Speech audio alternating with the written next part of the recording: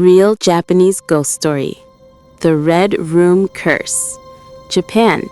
Internet urban legend 1990s late based on real event. ఒక Japanese school bye తన laptop మీద browse చేస్తున్నాడు.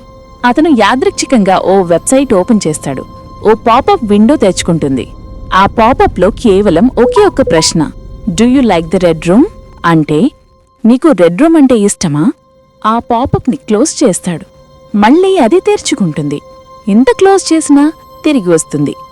తర్వాత ఆ పాపప్ మొత్తం స్క్రీన్ మీద డార్క్ కలర్తో నిండిపోతుంది. ఆ తర్వాత అక్కడ ఉంది అతని పేరు, బ్లడ్ లెటర్స్లో, వీరు బార్ వాజ్ హియర్. అది చూసిన మరుసటి రోజున అతడు సడన్గా చనిపోయినట్టు కనబడతాడు. అతని గదిలో వాల్స్ మొత్తం బ్లడ్తో రెడ్ కలర్లో నిండిపోయి ఉంటాయి.